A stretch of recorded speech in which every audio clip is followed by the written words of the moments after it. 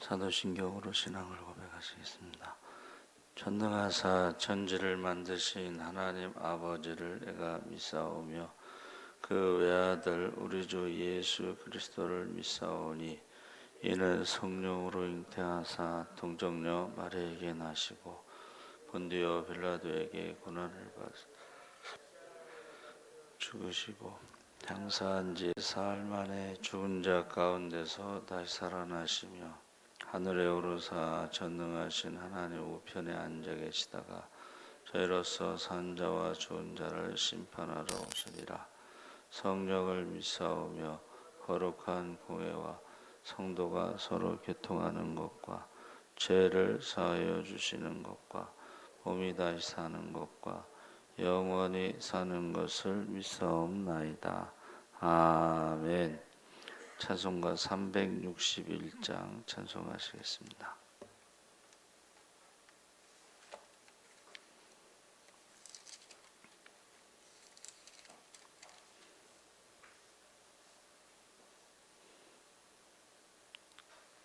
찬송가 361장 찬송하시겠습니다.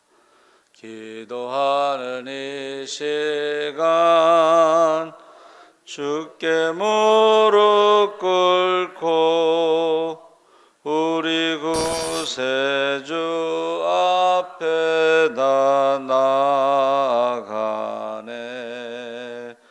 믿음으로 나가면 주가 보살피사 크신 은혜를 주네. 거기 기쁨 있네. 기도 시간에 복을 주시네. 고난 내 마음 속에 기쁨 충만하네. 기도하는 이 시간 주가 곁에 오사 인자하신 얼굴로 귀 기울이네.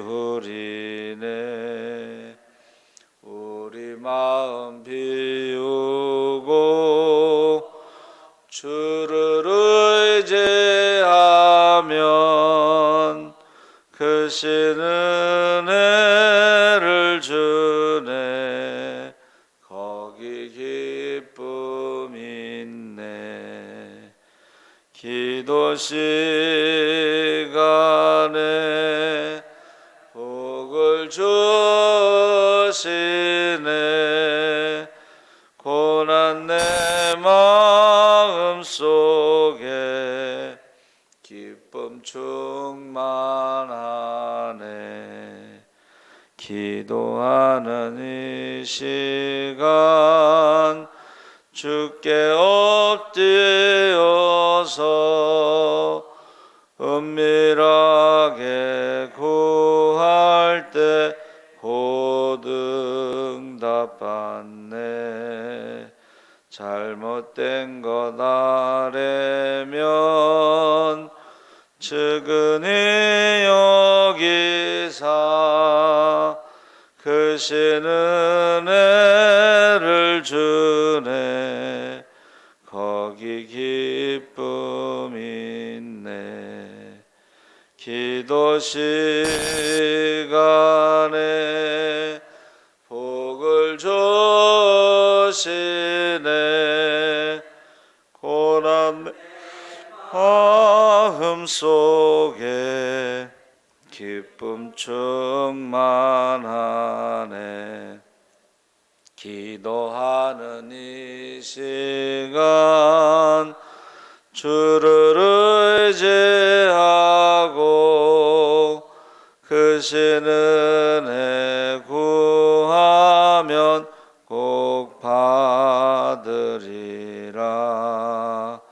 의지하는 마음에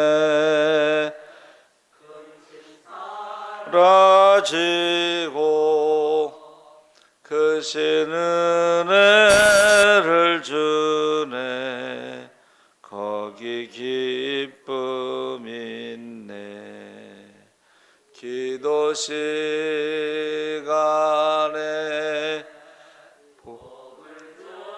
오시네 고난 내 마음 속에 기쁨 충만하네. 아멘. 하나님 말씀은 누가복음 11장 5절에서 13절까지 말씀을 보겠습니다. 111쪽에 있습니다. 신약성경 누가복음 11장 5절에서 13절까지 말씀을 우리 다 같이 읽겠습니다. 또 이르시되 너희 중에 누가 벗이 있는데 밤중에 그에게 가서 말하기를 벗이여 떡 세 덩이를 내게 구워달라 내 벗이 여행 중에 내게 왔으나 내가 먹일 것이 없노라 하면 그가 안에서 대답하여 이르되 나를 괴롭게 하지 말라 문이 이미 닫혔고 아이들이 나와 함께 침실에 누웠으니 일어나 내게 줄 수가 없노라 하겠느냐 내가 너희에게 말하노니 비록 벗됨으로 인하여서는 일어나서 주지 아니할지라도 그 간청함을 인하여 일어나 그 요구대로 주리라 내가 또 너희에게 이르노니 구하라 그러면 너희에게 주실 것이요 찾으라 그러면 찾아낼 것이요 문을 두드리라 그러면 너희에게 열릴 것이니 구하는 이마다 받을 것이요 찾는 이는 찾아낼 것이요 두드리는 이에게는 열릴 것이니라 너희 중에 아버지 된 자로서 누가 아들이 생선을 달라 하는데 생선 대신에 뱀을 주며 알을 달라 너희가 악할지라도 좋은 것을 자식에게 줄 줄 알거든 하물며 너희 하늘 아버지께서 구하는 자에게 성령을 주시지 않겠느냐 하시니라. 아멘. 할렐루야. 네, 좋은 아침입니다. 잘 오셨습니다. 감사합니다. 간청하는 기도라는 제목으로 말씀을 나누려고 합니다. 나이토 요시토가 쓴 설득의 기술이란 책이 있는데 인생을 즐겁게 보내느냐 그렇지 않느냐는 대인 관계에 달려 있다. 그래서 상대를 설득하는 기술을 소개하고 심리학 실험에서 나온 과학적 자료를 근거로 한 책인데 12장으로 구성되어 있습니다. 그래서 친근감과 연대감을 키우는 법, 자부심을 갖는 법, 이런 12가지의 주제가 있는데 사람의 마음을 움직이고 사로잡고 좋은 관계를 가지는데도 이런 기술이 필요하다. 일본 사람들은 이런 책을 많이 썼어요. 설득의 기술뿐만이 아니라 그래서 가만히 생각해 봤더니 이제 경제가 갑자기 급속도로 발전하면서 복잡하다는 거죠. 복잡한데 결국은 그 대화를 잘하는 사람이 성공한다. 그래서 그 사람의 마음, 매력적인 사람, 이런 식으로 요새요 말을 하는 것에 대한 그 강의가 굉장히 많이 나옵니다. 바쁘고 복잡한데 어떤 사람이 매력적인가? 어떤 사람이 매력적인가? 여유가 있는 사람이 매력적이다. 자기 일에 열심히 하는 사람이 매력적이다. 이런 식으로 그 강의가 참 많습니다. 특히 그 100세 시대에 한 세대를 그전에는 30년 이렇게 봤는데 지금은 18.5가 한 세대로 본다는 거예요. 그러면 20살 이상 되면 이제 뭐 부모의 예를 갖추라는 것도 있지만 대화가 사실상 이게 서로 소통이 안 된다. 근데 그럴 때에 그것을 극복하는 사람이 성공한다. 지금 이 사람과 내가 화성인 남자와 금성인 여자와 결혼했다. 통역이 필요하다는 거야. 이해력이 필요하다는 것입니다.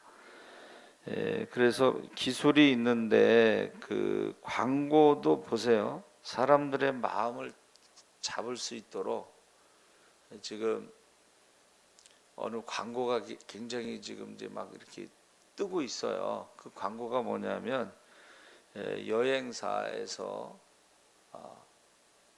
비행기가 우리를 떠나고 있다. 그러니까 빨리 이제 비행기 타고 여행을 가고 싶다. 뭐 이런 광고인데 굉장히 사람들이 거기에 공감을 하는 거예요. 그래서 여러 가지 이제 뭐 광고도 그렇고 여러 가지가 있지만 그러나 결국은 그 속에 진실이 없으면 사람들의 마음에서 멀어지고 외면당하고 공동체에서 퇴출된다. 한마디로 말하면 이제 그 회사는 망한다 이런 말이죠.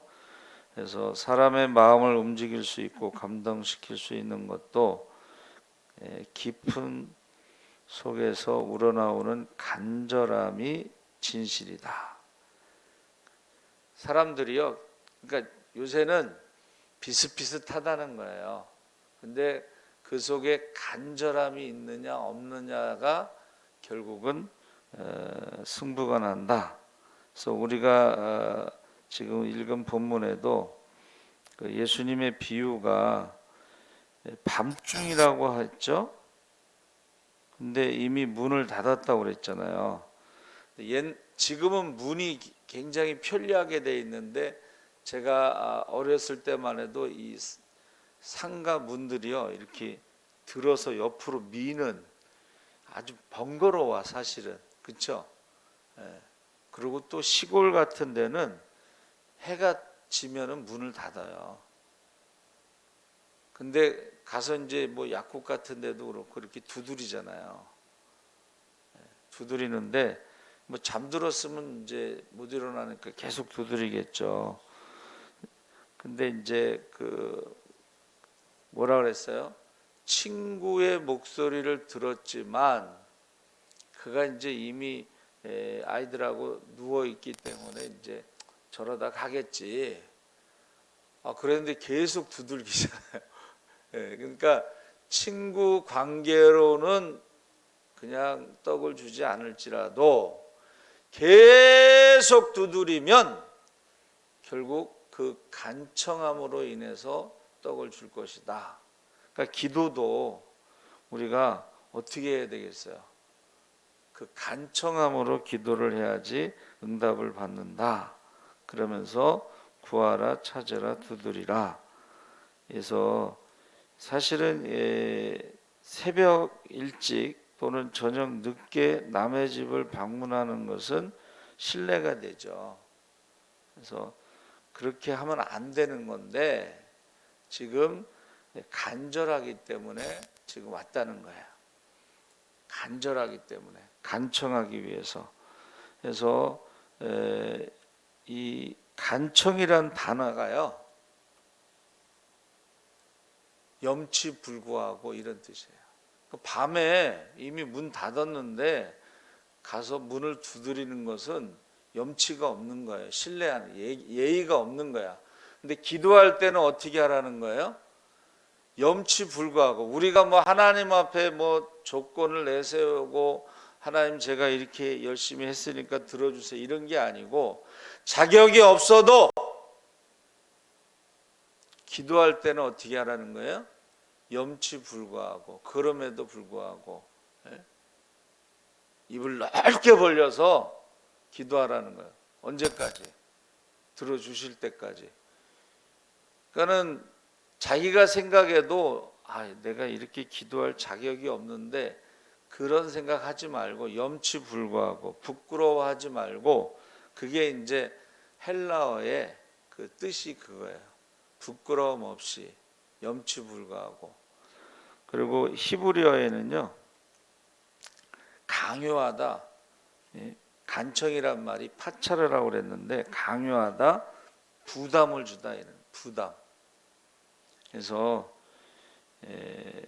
이 부담 주는 그 기도도 있고 부담 주는 헌금이 있잖아요.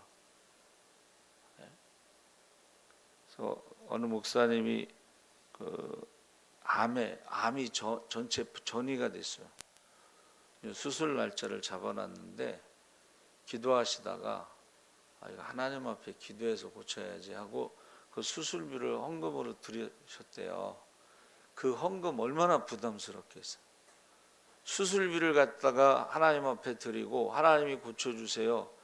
이게 히브리어의 간청함의 파차르라는 뜻이에요. 굉장히 부담. 여러분 얼마 전에 제가 설교 중에 그 얘기 했죠. 의사 부인인데 의사가 남편이 바람이 났어. 그래서 5억을 위자료를 줬어요. 그 광성교회 정성진 목사님 이제 말씀하신 건데 이거 위자료를 11조를 해야 됩니까? 물어보더래요. 그래서 목사로서는 뭐 해야 되겠지만 그러나 인간적으로 어떻게 그걸 하라고 하겠냐, 그냥 믿음대로 하라고 했는데 그 위자료를 받은 거 5억을 받은 걸 자녀들도 키워야 되고 그러는데 그걸 11조하고 감사헌금하고 한 거예요. 그때의 목사가 얼마나 부담스럽겠어요.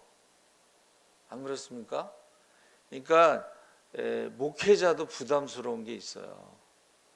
하나님도 얼마나 부담스러우시겠어요.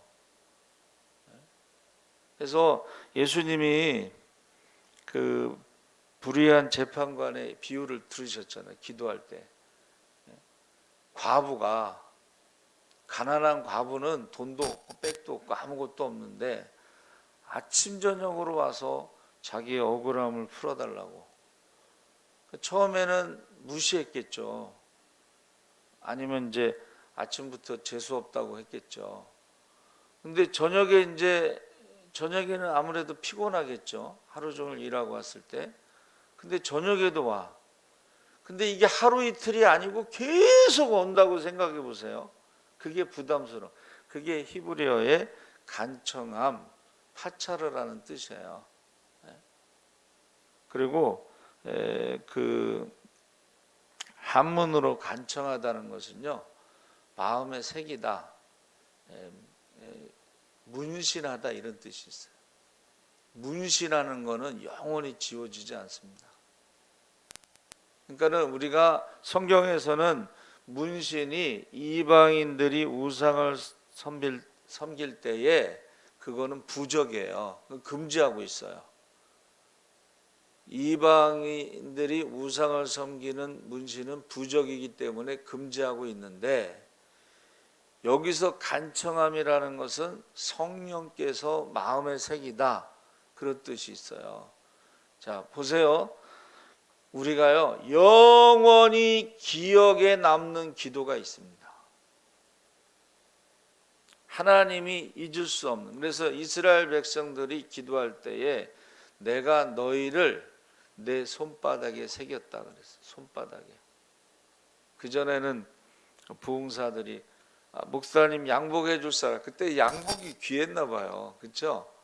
양복 하나 가지고 사철 몇 년 계속 이렇게 10년이고 입을 때라서 그랬는지 부흥회 때마다 그 단골 메뉴가 목사님 양복해 줄 사람 손 들으세요 그러고 거기다가 양복 안에다가 자기 이름을 새겼어요. 그전에는. 그러니까 양복 입을 때마다 그 이름 보라고. 그게 그 양복은 떨어지면 버리겠지만 여기서 간청함이라는 것은 마음에 문신을 하는 것처럼 새기는 거예요. 영원히 지워지지 않는 기도. 그러니까 우리가요 똑같이 기도를 해도 기억에 남는 기도가 있어요. 하나님 마음에 딱 기억에 남는 기도가 있어요. 그게 간청함이에요. 그러니까 너희가 기도할 때에 기도라는 말에는 꼭 인내라는 단어가 들어가요. 인내. 계속 버티는 거지, 쉽게 말하면. 그래서 너희가 예루살렘을 떠나지 말고 아버지께서 약속하신 성령을 받을 때까지 머무르라. 그 머문다는 것이 간청함이에요. 근데 머무는 게 쉬운 건 아니죠. 예수님을 십자가에 죽인 사람들, 그 사람들이 예루살렘에 그대로 권력자로 남아있기 때문에 이제는 어떻게 해요? 예수 믿는 사람들을 죽이려고 할 것이 아니냐. 예수님께서 뭐라고 말씀하셨어요? 주인을 죽인 자들이 종들은 어떻게 하겠느냐. 주인도 죽였으니까 종들도 죽이지 않겠느냐. 너희가 박해를 받을 것이다. 이런 말씀하셨잖아요. 그러니까는 예루살렘을 떠나지 않고 거기 머문다는 것은 쉬운 게 아닌데, 목숨을 걸고 7일 동안, 제가 생각할 때는 이제 두려우니까 어디 왔다 갔다 하는 게 아니고 그냥 그 안에서 금식하면서 그 안에서 기도한다, 이렇게 저는 생각을 하고 있어요.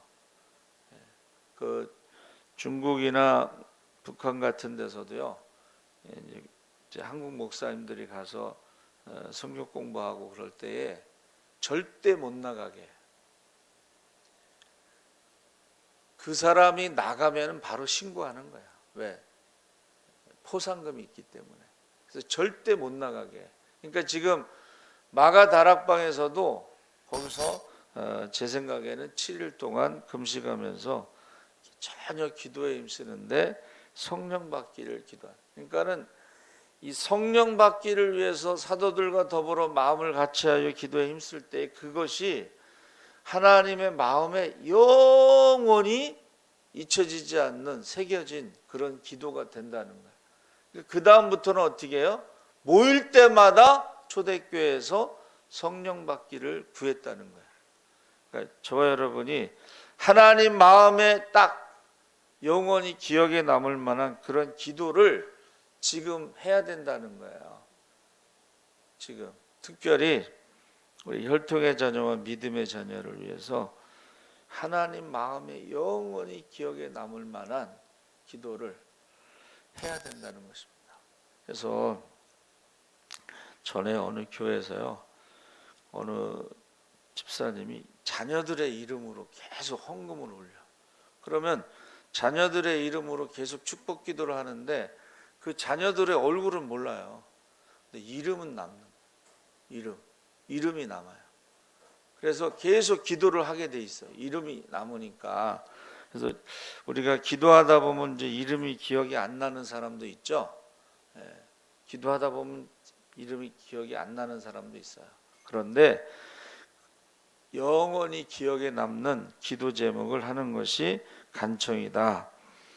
그런데 또 한 가지는 조영기 목사님의 이야기인데, 월남 전쟁이 한참 치열할 때에 교회 청년들이 월남전에 많이 참전하고 있었습니다. 근데 어느 날 아들을 월남에 보낸 한 자매님이 찾아와서, 목사님, 아들이 혹시 다치지 않을까 저녁마다 걱정하고 잠을 못 이루는데 어떻게 기도를 해야 할지 모르겠습니다. 그랬더니 조영기 목사님이, 자매님, 성령님은 우리의 빌바를 아심으로 자매님의 기도를 성령님께 맡기십시오. 성령님께서 대신 기도해 주시기를 부탁드리십시오. 기도하십시오. 그러니까 자기가 기도할 수 없을 때는 어떻게 해야 됩니까? 성령께 그 기도를 부탁하다 하라.